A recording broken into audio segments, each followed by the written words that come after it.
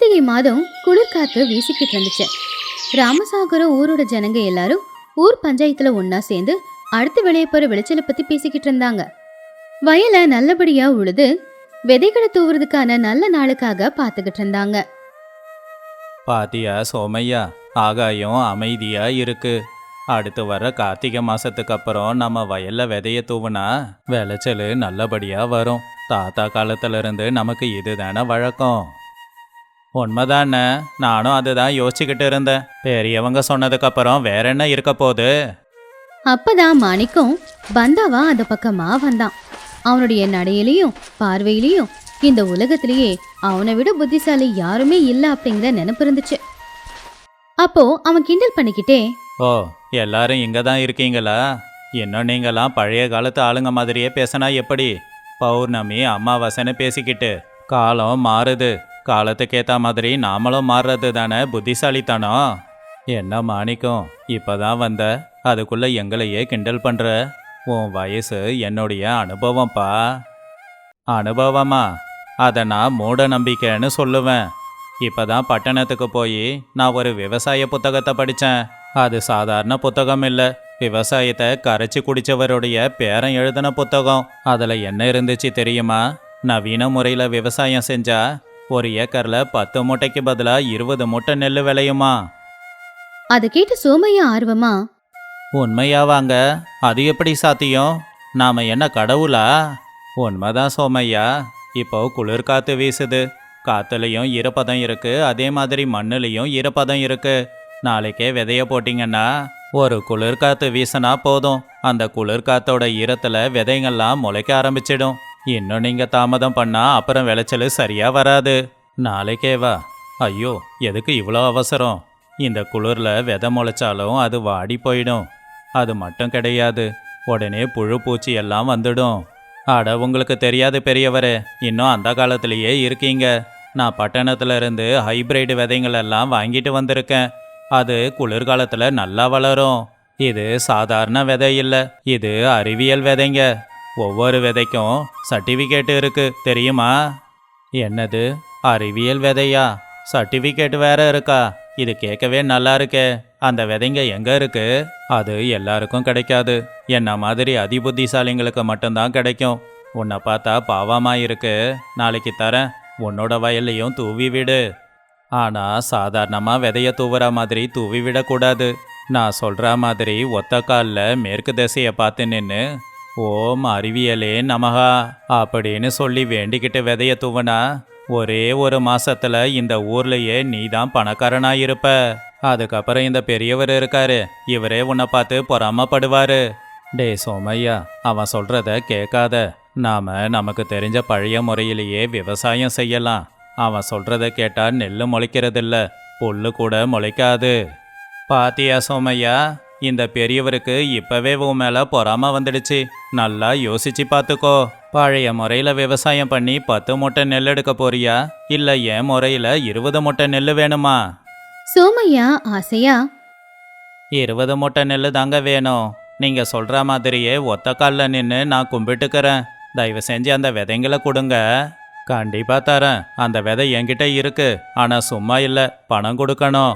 அப்படி மாணிக்கமும் சோமையாவும் 2 பேரும் அங்கிருந்து கிளம்பி போனாங்க. அதை பார்த்து அந்த பெரியவர் தலைமையில கை வச்சுக்கிட்டாரு. அன்னைக்கு ராத்திரி மாணிக்கத்தோட வீட்டுல, ஏங்க, நான் கேள்விப்பட்டது உண்மையா? மறுபடியும் நீங்க இந்த ஊர்ஜனங்க கிட்ட மோத ஆரம்பிச்சிட்டீங்களா? பாவம் அந்த சோமையா, உங்களை நம்பி, நீங்க சொல்றத நம்பி ஒத்த கால தவம் இருக்க போறானாமா? நான் சொன்னது நல்ல யோசனை சுப்பம்மா, அதெல்லாம் உனக்கு புரியாது. நீ வீட்டுக்குள்ளேயே உக்காந்துக்கிட்டு இருக்கிறவ, உனக்கு சமைக்கிறதையும் பெருக்கிறதையும் தவிர வேற என்ன தெரியும்? வாய மூடு. இப்ப நான் வாய் முடிக்கிறேன். நாளைக்கு சோமையாவோட வயல்ல விளைச்சல் விளையலன்னா அப்ப ஊஜனங்க எல்லாரும் சேர்ந்து உங்க வாய மூடுவாங்க. உங்க அதிபுத்திசாலித்தனத்துக்கு என்கிட்ட வேற வழியே இல்ல. நான் கொடுக்கற யோசனை எப்பவும் சரியாதான் இருக்கும். கூடிய சீக்கிரம் சோமையா என் காலில் வந்து விழுவான்.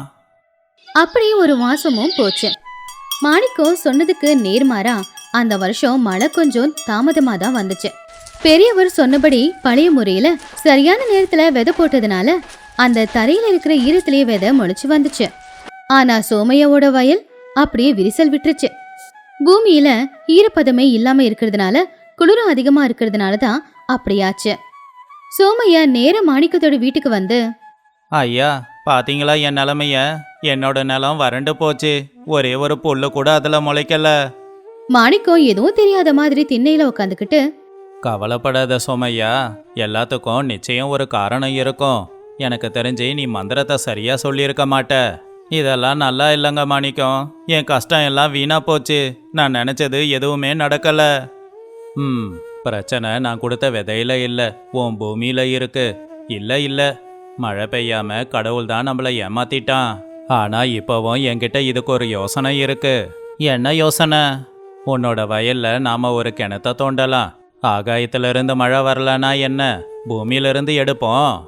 அப்பதான் பெரியவர் அந்த பக்கமா வந்து அவங்க பேசினதை கேட்டு, டே சோமையா, இன்னுமா இவன் சொல்றத கேட்டுக்கிட்டு இருக்க? கிணறு தோண்ட சரியான இடம் வேணும்டா. முதல்ல நீரூத்து எங்க இருக்குன்னு தெரிஞ்சுக்கணும். அட பெரியவரே, மறுபடியும் வந்துட்டீங்களா? எதுக்கு அவனை போட்டு குழப்பறீங்க? ஒரு தேங்காவை பிடிச்சிக்கிட்டு அங்க இங்க நாசஞ்சா அது சொல்ற இடத்துல தண்ணி இருக்குமா? நான் சொல்ற முறைய செஞ்சு பார்க்கலாம். ஐயா உங்களுக்கு இதுவும் தெரியுமா? ஏன் தெரியாது? இங்க பாரு, உன் வயல்ல மூளையில கல்லுங்க நிறைய இருக்கு. சாஸ்திரப்படி கல்லுங்க நிறைய இருக்கிற இடத்துக்கு கீழே தான் தண்ணி ஊத்து அதிகமா இருக்கும். பேசாம அங்கேயே தோண்டலாம். ஆனா அங்க கிணறு தோண்ட நிறைய செலவாகுமே. என்கிட்ட பணம் இல்லையே.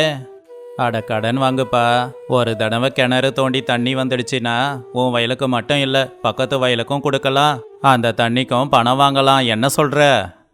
சோமையா மறுபடியும் ஒரு தடவை மாணிக்கத்தோட பேச்சை நம்பி அவனுடைய பொண்டாட்டி நகை எல்லாத்தையுமே வித்து அந்த கல் இருக்கிற இடத்துல பள்ளம் தோண்ட ஆரம்பிச்சான். ஆனா எவ்வளவுதான் பள்ளம் தோண்டினாலும் அந்த இடத்துல தண்ணி ஊத்து இல்லவே இல்ல. கல்லுக்கு கீழே இன்னும் அதிகமா கல்லுங்க தான் இருந்துச்சு. சோமையா இன்னும் கடன்ல வேற முழுகி போயிட்டான். இப்போதைக்கு அவனுக்குன்னு இருக்கிற ஒரு சொத்து அவன்கிட்ட இருக்கிற ஒரு மாடு மட்டும்தான். ஐயா என்ன காப்பாத்துங்க ஐயா. எல்லாத்தையும் இழந்துட்டு நிக்கிறேன். என் நேரம் சொத்தம் போச்சு, கிணத்துலயும் தண்ணி வரல. பேசாம வாங்கின கடனுக்காக இந்த மாட்டை விற்கலான்னு இருக்கேன்.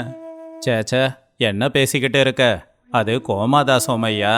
மாட்டை வித்தினா அப்புறம் உனக்கு எல்லாம் தப்பா போயிடும்பா. இரு இதுக்கு என்கிட்ட இன்னொரு யோசனை இருக்கு.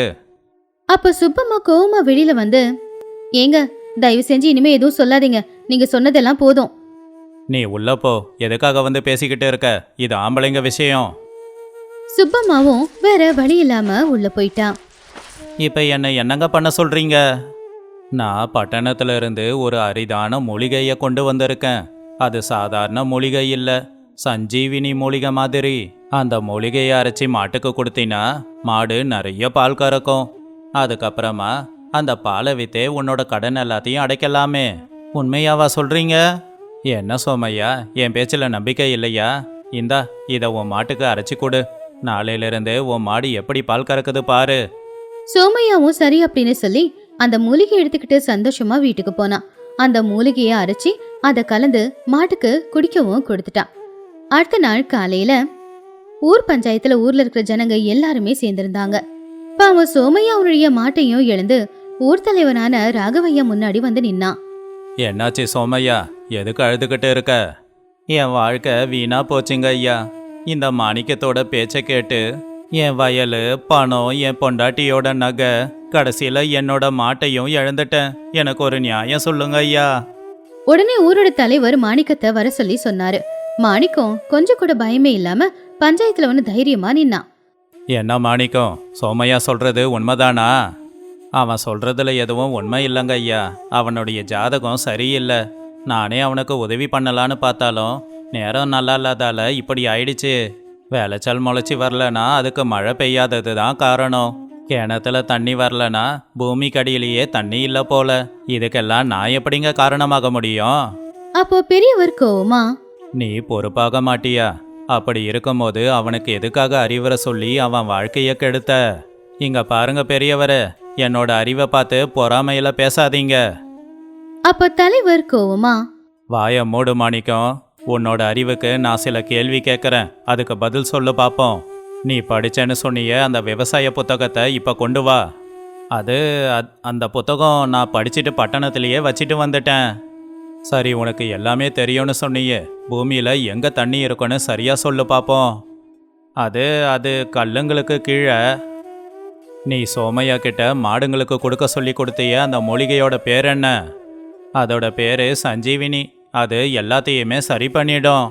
பாத்தீங்களா ஊர் ஜனங்களே, இந்த மாணிக்கத்துக்கு எதுவும் தெரியல. அவன் தப்பு பண்ணியிருக்கான்னு அவனுக்கும் தெரியும். ஆனா அதை ஒத்துக்காம இருக்கான் பாத்தீங்களா? இதுதான் இவனுடைய குணம். இவன் குணத்தை நம்பி யாரு போனாலும் அவங்களுக்கு இதான் கதி. அன்னைக்கு தலைவர் பஞ்சாயத்துல தீர்ப்பு கொடுத்தாரு. மாணிக்கம் அவன் கிட்ட இருக்கிற வயல்ல பாதி வயலை சோமையாவுக்காக கொடுக்கணும். அது மட்டும் இல்ல, ஒரு வருஷம் சோமையாவோட வயல்ல அவன் கூலிக்காரன சம்பளம் இல்லாம வேலை பார்க்கணும். இன்னொரு முக்கியமான தண்டனை, இதுக்கப்புறம் மாணிக்கம் ஊர்ல யாருக்கும் எந்த ஒரு அறிவுரையும் சொல்லவே கூடாது. 6 மாசத்துக்கு அப்புறமா சோமையாவோட வயல்ல என்ன மாணிக்கம், இன்னைக்கு மழை பெய்யுமா பெய்யாதா? உன் அறிவு என்ன சொல்லுது? ஐயோ, என் அறிவு எதுவும் சொல்லல பெரியவரே. நீங்க அனுபவசாலி. நீங்களே வானத்தை பார்த்து மழை வருமா வராதான்னு சொல்லுங்க. உங்க அனுபவத்துக்கு முன்னாடி நான் யாருங்க? மாணிக்கம் அப்படி சொன்னதை கேட்டு பெரியவரு மனசுக்குள்ளேயே சிரிச்சுக்கிட்டு இருந்தாரு. இப்போ மாணிக்கத்துக்கு அறிவு வந்துச்சு. உண்மையான அறிவு எது அப்படிங்கறத அவனும் தெரிஞ்சுக்கிட்டான். இந்த கதையில இருக்கிற நீதி என்னன்னா, அரகுர அறிவு திமிரதான் கொடுக்கும், முழு அறிவு நமக்கு அடக்கத்தை கொடுக்கும். உலகத்திலே நாம தான் அறிவாளின்னு நினைச்சுக்கிட்டு ஏதாவது செஞ்சா வாழ்க்கை வீணாதான் போகும். ஒரு காலத்துல ஒரு அழகான ஆத்தங்கரையோரமா ஒரு அழகான சின்ன கிராமம் இருந்துச்சு. அந்த ஊஜனங்க எல்லாருமே கஷ்டப்பட்டு உழைக்கிறவங்க.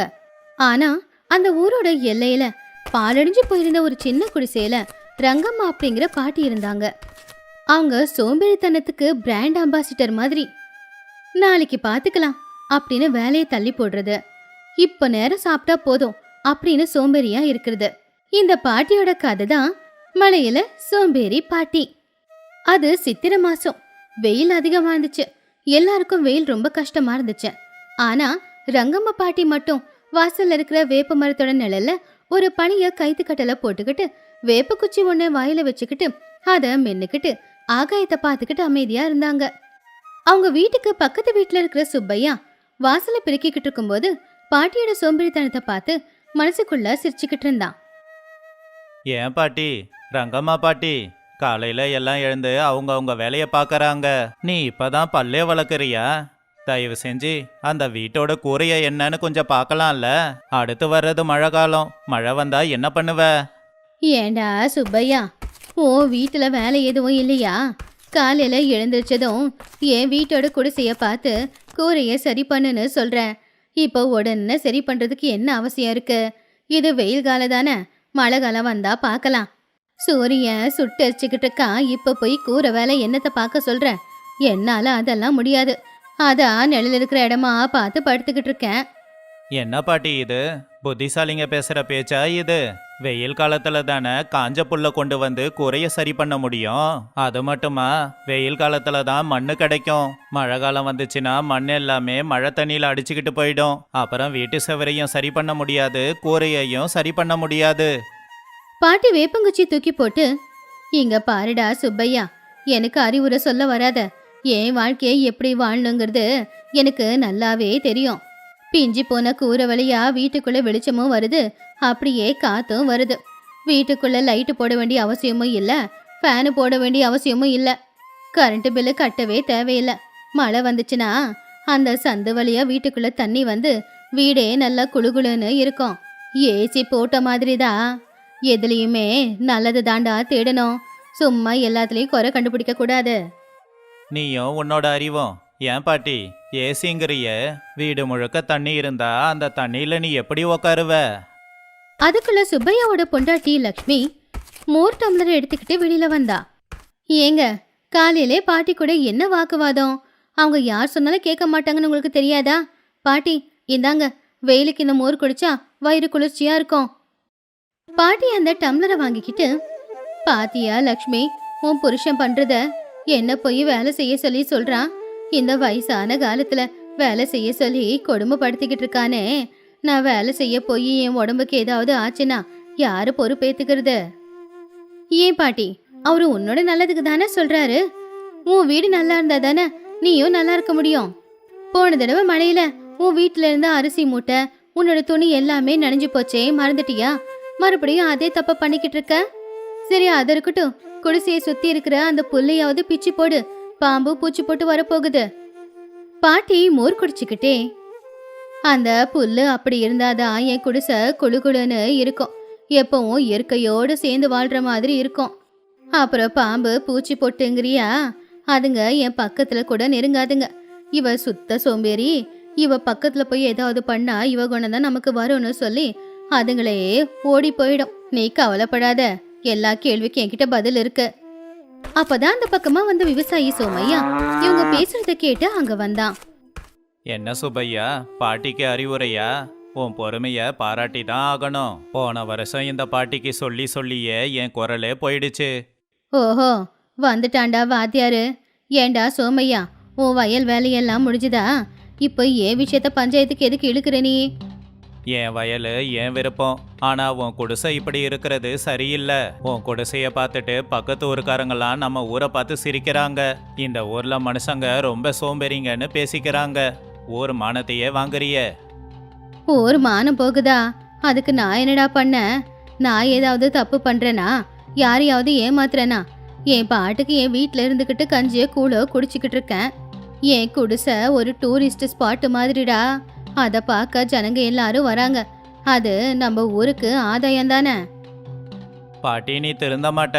நாங்க சொல்ல வேண்டியதை சொல்லிட்டோம். அப்புறம் உன்னோட விருப்பம். நாளைக்கு மழை வந்து நீ கஷ்டப்படும் போது நாங்க சொன்னதெல்லாம் ஞாபகம் வரும். பாட்டி சிரிச்சுக்கிட்டே, வீடு இடிஞ்சு விழுந்துச்சுன்னா உங்க வீட்டில் தான் வந்து தங்குவேன். நீங்க தானே பக்கத்து வீட்டுக்காரங்க, எனக்கு அடைக்கெல்லாம் கொடுக்க மாட்டீங்களா என்ன? கடவுள் எல்லாரையும் அக்கத்து பக்கத்து வீட்டுல எதுக்கு வச்சிருக்கான்? ஒருத்தங்களுக்கு இன்னொருத்தங்க உதவி செஞ்சுக்கிறதுக்காக தானே. உங்க வீட்டுக்கு வந்து வேண்டான்னு சொன்னா ஊர் தலைவர் ரங்கையா வீடு இருக்கு, அங்க போயிடுவேன். அதை கேட்டு சுப்பையா, சோமையா, லக்ஷ்மி 3 பேரும் பெருமூச்சு விட்டு கிளம்பிட்டாங்க. பாட்டி மறுபடியும் அதே கைத்துக்கட்டில் அப்படியே படுத்துட்டாங்க. பாட்டி மனசுக்குள்ள, இவங்களுக்கு வேற வேலை வெட்டி இல்லாம காலையில ஏன் வாயை புடுங்குறாங்க? ஏண்டா நாளைக்கு பத்தி யோசிச்சுக்கிட்டு இன்னைக்கு எப்படிடா வாழ முடியும்? இன்னைக்கு எப்படி வாழ்றதுன்னு யோசிச்சுக்கிட்டு இன்னைக்கு வாழ்ந்துட்டு போக வேண்டியது தானே. இவங்கெல்லாம் எப்பதான் மாறுவாங்களோ? இப்படியே இருக்கும்போது ஆடி மாசமும் வந்துச்சு. ஆகாயம் முழுக்க சூரியனை காணவே காணோம். 2 நாள் விடாம தொடர்ந்து இடி மின்னல் சத்தத்தோட மழை பெஞ்சுக்கிட்டு இருந்துச்சு. அந்த ஊர்ல இருக்கிற தெரு எல்லாமே குளமா மாறுச்சு. அதுலயும் ரங்கம்மா பாட்டியோட வீட்டு நிலைமை ரொம்ப மோசமா இருந்துச்சு. கூரை வழியா வீட்டுக்குள்ள தண்ணி சொட்டி சொட்டி வீடே குளமா மாறி போச்சு. வீட்டுல இருக்கிற பழைய பொருட்கள், துணிமணிங்க, புத்தகம் கூடவே சேர்ந்து பாட்டியும் நினைச்சுக்கிட்டு இருந்தாங்க. வீடு முழுக்க எங்க பார்த்தாலும் தண்ணி. பாட்டி அவங்க கிட்ட இருக்கிற ஒரு பழைய போர்வையை போத்திக்கிட்டு ஒரு மூலையில உக்காந்துக்கிட்டு இருந்தாங்க. குளிர்ல அவங்க உடம்பெல்லாமே நடுங்க ஆரம்பிச்சுது. அப்ப பாட்டி கூரைய பார்த்து, அடட, இந்த வர்ண பகவானுக்கு என் மேல எவ்வளவு பாசம். என் வீட்டை கழுவுறதுக்காக அந்த ஆகாய கங்கையை என் வீட்டுக்கே அனுப்பிட்டாரு. பாவம் அந்த சுப்பையா அவன் வீட்டை அவனே கழுவிக்கணும், எனக்கு கடவுளே கழுவி விடுறாரு அப்படின்னு சொல்லும்போது ஒரு துளி கண்ணுல வந்து விழுந்துச்சு. சே சே சே சே, என்ன இது? இந்த மழை தண்ணி குறிப்பாத்து கண்ணுல வந்து விழுவுது. இந்த தண்ணி வேற ரொம்ப சில்லுன்னு இருக்கு. நல்ல ஃப்ரிட்ஜில் வச்ச தண்ணி மாதிரி இருக்கு. பாட்டி இருக்கியா இல்ல தண்ணியோட தண்ணியா கலந்துட்டியா? மழை தண்ணியில உன் குடிசை தெரியல, சுத்தி தண்ணி தான் இருக்கு. பாட்டி கோமா, இருக்கேண்டா. என்ன உன் பிரச்சனை? இப்ப மழையில நனைஞ்சுக்கிட்டு எதுக்கு வந்த? உன் குடிசை தண்ணியில மூழ்கி இருக்கு. கதவை தர பாட்டி, உள்ள என்ன நிலைமைன்னு நாங்க பாக்குறோம். லக்ஷ்மி உனக்காக சுட சுட கஞ்சி கொண்டு வந்திருக்கா. கதவை திறந்தா தண்ணி எல்லாம் வீட்டுக்குள்ள வராதா? ஒன்னும் தேவையில்லை. என் வீட்டுல நிறைய தண்ணி இருக்கு. பசிச்சா அந்த தண்ணி எடுத்து குடிச்சுக்கிறேன். கவலைப்படாம போங்க, எனக்கெல்லாம் ஒன்னும் ஆகாது. பாட்டி எதுக்கு இந்த அளவுக்கு அடம் பிடிக்கிற? 2 நாளா நீ சாப்பிட்டியோ இல்லையோ தெரியல. அந்த தண்ணியில நனைஞ்சுக்கிட்டே இருக்காத, அதுக்கப்புறம் உடம்பு முடியாம போயிடும், ரொம்ப கஷ்டமாயிடும். பாட்டி மனசுக்குள்ள, இந்த குளிர்ல என் கை காலை கூட என்னால அசைக்க முடியலையே, கதவை எப்படி திறக்கிறது? டேய் சுப்பையா, தண்ணியில ஊறி ஊறி கதவு ரொம்ப இறுக்கமா இருக்கு. அதுக்கு குறுக்கில் வச்சிருக்கிற பெட்டியை எடுக்க இப்ப என் கையில பலம் இல்லடா. நீ ஏன் அந்த பக்கமா எட்டி ஓத, அப்ப கதவு திறந்துக்கும், அதுக்கப்புறமா உள்ள வாங்க அப்படின்னு பாட்டி சொன்னதை கேட்டு லக்ஷ்மி, சுப்பையா 2 பேரும் ஆச்சரியப்பட்டாங்க. அதுக்கப்புறமா பாட்டி சொன்னதுனால அவனும் சரி அப்படின்னு கதவை எட்டி ஒரு உதச்சதும் தாழ்பால் விழுந்து போய் கதவு திறந்துக்குச்சு. 2 பேரும் வீட்டுக்குள்ள வந்து பார்த்தாங்க. வீட்டோட நிலைமைய பார்த்து 2 பேருமே ஆச்சரியப்பட்டாங்க. அம்மா தாயே, இது வீடா இல்ல நீச்சல் குளமா? முட்டிக்கால் வரைக்கும் தண்ணி இருக்கு. இந்த தண்ணியில எப்படி இருக்க? உனக்கு பயமா இல்ல? அப்ப ரங்கம்மா பாட்டி தைரியமா, என்னடா இது, தண்ணியில இருக்கிறதுல என்ன கஷ்டம்? தண்ணியில உக்காந்து பாரு, கால் வலி முட்டு வலி எல்லாம் பறந்து போயிடும். இது ஒரு இயற்கை வைத்தியம்டா. வைத்தியமாவது மண்ணாவது, ஏன் பாட்டி பொய் சொல்லிக்கிட்டு இருக்க? எழுந்திரி பாட்டி, வா வீட்டுக்கு போலாம். அங்க பாரு, அந்த செவுரு ஏற்கனவே தண்ணியில நல்லா ஊறி போயிருக்கு. இன்னைக்கு ராத்திரியே இந்த வீடு இடிஞ்சு விழுந்தாலும் விழுந்துரும் பாட்டி. ஏன் குடிசை இடிஞ்சு விழுந்துருமா? இது எங்க தாத்தா காலத்துல கட்டினது. எத்தனை புயல, எத்தனை மழைய, எத்தனை வெள்ளத்தை பார்த்துருக்கோம். ஏன் குடிசை எப்பவுமே எதுக்குமே எதுவும் ஆகாது. சரி, ஒத்துக்கறேன். உங்க தாத்தா கட்டின வீடு தான். ஆனா மண்ணெல்லாம் தண்ணியில ஊறி ஊறி செவரெல்லாம் இடிஞ்சு விழுற நிலைமையில இருக்கு. வா வீட்டுக்கு போலாம். வா வா, நான் எப்படிரா வருது? என்னால அசைய கூட முடியல. பேசாம ஒண்ணு பண்ணு, வெளியில இருக்கிற கைத்து கட்டலை கொண்டு வா. அதுல என்ன படுக்க வச்சுக்கோ. 2 பேரும் தூக்கிட்டு வேணும்னா போங்க. கல்யாண பொண்ண பல்லக்குல தூக்கிட்டு போன மாதிரி இருக்கும். பாட்டி, என் பொறுமைக்கும் ஒரு எல்லை இருக்கு பாட்டி. இது உன்னோட உயிர் சம்பந்தப்பட்ட விஷயம். இதுலயும் சோம்பேறித்தனம் காட்டாத. எழுந்திருச்சு வரப்போறியா இல்ல தரன்னு இழுத்துக்கிட்டு போகட்டுமா? எதுக்குடா இவ்வளவு கோவம்? இரு நான் வரேன். ஆனா என் வீட்டில் இருக்கிற இந்த பொருளுங்க எல்லாம், என் பித்தளை தவளை, என்கிட்ட இருக்கிற குச்சி, எங்க தாத்தாவோட போர்வை, உயிரோடு இருந்த எல்லாத்தையும் வாங்கிக்கலாம் பாட்டி. முதல்ல நீ வா பாட்டி அப்படின்னு கையை பிடிச்சி பாட்டியை வெளியில கூட்டிக்கிட்டு வந்தாங்க. அவங்க வெளியில வந்தாங்களோ இல்லையோ, உடனே டப்புன்னு ஒரு சத்தம். பாட்டியோட வீட்டுக்குள்ள இருக்கிற ஒரு பழைய செவுரு இடிஞ்சு விழுந்து போச்சு. கூரை பாதியில தொங்கிக்கிட்டு இருந்துச்சு. அதை பார்த்து பாட்டி ரொம்பவும் வருத்தப்பட்டாங்க. சுப்பையா லக்ஷ்மி 2 பேரும் பாட்டி அவங்க வீட்டுக்கு கூட்டிக்கிட்டு போனாங்க. அந்த விஷயம் ஊரெல்லாம் பரவுச்சு. அடுத்த நாள் காலையில கொஞ்சமா மழை விட்ட உடனே ஊரோட தலைவரான ரங்கையா 4 வேலையாட்களை கூப்பிட்டுக்கிட்டு பாட்டியோட வீட்டுக்கிட்ட வந்தாரு. ஊஜனங்களும் ஒவ்வொருத்தங்களா அங்க வந்து சேர்ந்தாங்க. பாத்தீங்களா ஐயா, நான் எப்பவும் இந்த பாட்டி கிட்ட சொல்லுவேன், வீட்டை சரி பண்ணுன்னு. இப்ப இந்த பாட்டியால நம்ம ஊர் மரியாதையே போச்சு. இப்ப அவங்களுக்கு தங்க இடம் இல்லையே, என்ன பண்றது? சொன்னா கேட்டாதானே? இப்ப பாரு, வீடு இல்லாம நடு தெருவுக்கு வந்துட்டாங்க. பாவம், வயசான கிழவியாச்சே, எதுவும் சொல்லாதடா. தெரியாம பண்ணிட்டாங்க. தெரியாம ஒன்றும் இல்லை, தெரிஞ்சுதான் பண்ணாங்க. சரி, அவங்க பண்ணது இருக்கட்டும். நாம ஏதாவது பண்ணணுமே, அப்படியே விட முடியாது. அப்பதான் சுப்பையா வீட்டுக்குள்ள இருந்து பாட்டி மெதுவா நடந்து வெளியில வந்தாங்க. முத தடவையா அவங்க முகத்துல ஒரு கவலையும் ஒரு பயமும் தெரிஞ்சுது. என் வீடு இடிஞ்சு விழுந்து போச்சே, நான் நடு தெருவுக்கு வந்துட்டேனே, இப்போ எனக்குன்னு எதுவுமே இல்லையே. நீ நடு தெருவுக்கு வரல ரங்கம்மா, உன் சோம்பேறித்தனம் உன்னை இழுத்துக்கிட்டு வந்திருக்கு. நாங்க சொன்னதை கேட்டிருந்தா வெயில் காலத்திலேயே இந்த கூரைய சரி பண்ணியிருக்கலாம் இல்லையா? எனக்கு அறிவு வந்துருச்சுப்பா. என் சோம்பேறித்தனத்தினால என் உயிரே நேத்து போயிருக்கும். நேத்து ராத்திரி மட்டும் சுப்பையாவும் லக்ஷ்மியும் வந்து என்னை வெளியில கூட்டிக்கிட்டு வந்திருக்கலனா இந்நேரம் இந்த வீட்டுக்குள்ளேயே நான் சமாதி ஆயிருப்பேன். இப்ப நான் என்ன பண்றது? தங்குறதுக்கு எங்க போறது? அதனால என்ன பாட்டி, மழை விடுற வரைக்கும் எங்க வீட்லயே இரு. அதானே, ஏன் பாட்டி கவலைப்படுற? அது தற்சமயத்துக்கு சரி வரும். ஆனா நிரந்தரமான தீர்வா இருக்காது. நாம அவங்களுக்கு ஒரு வீடு கட்டி கொடுக்கலாம். ஒரு பெரியவங்க என்ன சொல்றீங்க? ஐயா மன்னிச்சிடுங்க, நாம கஷ்டப்பட்டு வீடு கட்டி தருவோம். இவங்க சோம்பேறித்தனத்தால அந்த வீட்டை வீணாக்குவாங்க. நம்ம கஷ்டம் வீணா போயிடுமே. ஆமா, சோமையா உண்மையை தான் சொல்றாரு. பாட்டிக்கிட்ட மாற்றம் வரும்னு என்ன நம்பிக்கை? இல்லப்பா, ஏற்கனவே நான் மாறிட்டேன்.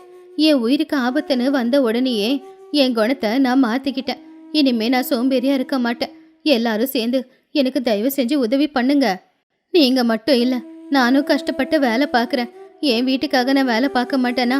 மண்ணு தூக்கணுமா, செங்கல் தூக்கணுமா, தண்ணி கொண்டு வரணுமா? தயவு செஞ்சு எல்லாரும் என்ன நம்புங்க. இந்த ரங்கம்மா அவ சொன்ன பேச்சுல தான் இருப்பா. பாட்டி கண்ணுல கண்ணீரோட ஏக்கமா பேசினதை பார்த்து எல்லாரும் மனசும் மாறுச்சு. சரி பாட்டி, அழாதீங்க. இங்க பாருங்க ஊர் ஜனங்களே, மனுஷங்கன்னா தப்பு பண்றது சகஜம்தான். ஆனா பண்ண தப்ப புரிஞ்சுக்கிட்டு நம்ம கிட்ட வருத்தப்படும் போது நாம ஏத்துக்கிட்டு மன்னிக்கணும். இங்க பாருங்க, எல்லாரும் கொஞ்சம் பணம் போடுங்க. பாட்டிக்காக வீட்டை கட்டி கொடுக்கலாம். என்ன சொல்றீங்க? நான் என்னோட பங்கா வீட்டுக்கு தேவையான கதவு ஜன்னலுக்கு மரத்தை வெட்டி தரேன். நான் ஏன் பங்கா என் மாட்டு வண்டியில மண்ணை கொண்டு வந்து கொடுக்கறேன். நான் தினமும் வேலை செய்யறவங்களுக்கு கஞ்சி காய்ச்சி கொடுக்கறேனுங்க. அப்படி ஒவ்வொருத்தங்களா முன்னாடி வந்து அவங்களால என்ன முடியுமோ அந்த வேலையை செய்யறேன்னு சொன்னாங்க. ரங்கம்மாவோட கண்ணுல இருந்து ஆனந்த கண்ணீர் கொட்டுச்சு. இப்படியே ஒரு வாரமும் ஆச்சு. ஊஜனுங்க எல்லாரும் சேர்ந்து பாட்டிக்காக ஒரு அழகான சின்ன வீட்டை கட்ட ஆரம்பிச்சாங்க. பாட்டியும் அவங்க சொன்ன வாக்குப்படியே அந்த வீடு கட்டுறதுக்கு தேவையான உதவிகளையும் செய்ய ஆரம்பிச்சாங்க. வேலை செய்யறவங்களுக்கு தண்ணிய குடிக்க கொண்டு வந்து கொடுக்கறது, மண்ணு பிசையும் போது அதுக்கு அவங்க சின்ன சின்ன உதவிகளை செய்யறது, எல்லார்கிட்டயுமே பேசி அவங்கள சந்தோஷப்படுத்துறது. அப்படி அவங்க கிட்ட வந்த மாற்றத்தை பார்த்து ஊஜனுங்க எல்லாருமே சந்தோஷப்பட்டாங்க. என்ன பாட்டி, ரொம்ப சுறுசுறுப்பா வேலை பார்க்கற? உன்னை பார்த்தா பழைய பாட்டி தானா அப்படின்னு தோணுது. இது புது ரங்கம்மா. கஷ்டப்பட்டு உழைக்கிறதுல எவ்வளவு சந்தோஷம் இருக்குன்னு இப்ப தெரியுது. உடம்பெல்லாம் வலிக்குதுதான், ஆனா மனசுக்கு ரொம்ப சந்தோஷமா இருக்கு. நீங்க எல்லாரும் சேர்ந்து எனக்காக கஷ்டப்படும் போது அதை நான் வேடிக்கை பார்க்க முடியாதுல்ல. பாட்டி, நீ சுறுசுறுப்பா இருக்கிறத பாக்குறதுக்கு ரொம்ப நல்லா இருக்கு. அம்மாடி லக்ஷ்மி, என் திமிரு, என் சோம்பேறித்தனம், இத்தனை நாளா இது ரெண்டுமே சேர்ந்து என் கண்ணை மூடி இருந்துச்சு. அப்பதான் ரங்கையா அங்க வந்தாரு. பரவாயில்ல ரங்கம்மா, உன்கிட்ட இருக்கிற மாற்றத்தை பார்க்கும்போது சந்தோஷமா இருக்கு. வீட்டு வேலையும் முடிஞ்சிடுச்சு, நாளைக்கே வீட்டுக்கு பூஜை பண்ணலாம். எல்லாம் உங்க கருணைங்கய்யா. நீங்களும் இந்த ஊஜனங்களும் இல்லாம இருந்திருந்தா என் நிலைமை என்ன ஆயிருக்குமோ. நீங்க செஞ்ச உதவியை நான் மறக்க மாட்டேன். அதெல்லாம் ஒன்றும் இல்லை பாட்டி, நாமெல்லாம் ஒரே ஊர்க்காரங்க. ஒருத்தவங்களுக்கு கஷ்டம்னா இன்னொருத்தவங்க பக்கபலமா இருக்கணும். ஆனா கஷ்டத்தை நாமளே வரவழைக்க கூடாது. அது உனக்கு புரிஞ்சா போதும். பாட்டி அவங்களுடைய புது வீட்டுக்குள்ள சந்தோஷமா போய் உக்காந்தாங்க. ஆனா அவங்க மொத்தமா மாறிட்டாங்க. வீட்டை சுத்தி இருக்கிற இடத்த எப்பவுமே சுத்தமா வச்சுக்கிட்டாங்க. அவங்க வேலையையும் அவங்களே செஞ்சுக்கிட்டு, பக்கத்து வீட்டுக்காரங்களுக்கும் முடிஞ்ச வரைக்கும் உதவியை செஞ்சுக்கிட்டு சந்தோஷமான ஒரு வாழ்க்கைய வாழ்ந்தாங்க. இப்போ அவங்க உடம்புல சோம்பேறித்தனம் எங்க இருக்குன்னு தெரியல. ஏன் பாட்டி, இந்த மழையில வீட்டுக்குள்ள தண்ணி எதுவும் சொட்டல? தண்ணி எதுவும் சொட்டல சுப்பையா. சுப்பையா சிரிச்சுக்கிட்டே, மறுபடியும் வீட்டுக்குள்ள தண்ணி சொட்டணும்னு ஆசையா இருக்கா? ஐயையோ வேணாப்பா, ஒரு அடி வாங்கினதே போதும். அந்த அடியில என் உடம்புல இருந்த சோம்பேறித்தனம் எல்லாம் ஓடி போச்சு. வேலை செய்யறது கொஞ்சம் கஷ்டமா இருந்தாலும் இடிஞ்சு போற வீட்டுல உக்காந்துக்கிட்டு இருக்கிறத விட இது நல்லாதான் இருக்கு. ரெண்டு பேரும் சிரிச்சுக்கிட்டு இருந்தாங்க. அந்த சிரிப்பு மனசத்தத்தோட கலந்து போய் அந்த ஊர் முழுக்க அவங்க சிரிப்பு சத்தம் எதிரொலிச்சுது. இந்த கதையில இருக்கிற நீதி என்னன்னா, செய்ய வேண்டிய வேலையை சரியான நேரத்துல செய்யணும். அப்படி செய்யல, அதுக்கான பலனை நம்ம நிச்சயமா ஒரு நாள் அனுபவிக்கிற மாதிரி இருக்கும். மற்றவங்களுக்கு உதவி செய்யலனாலும் பரவாயில்ல, நம்ம வேலையை நாம பாத்துக்கிறதுல தான் உண்மையான சந்தோஷமே இருக்கு.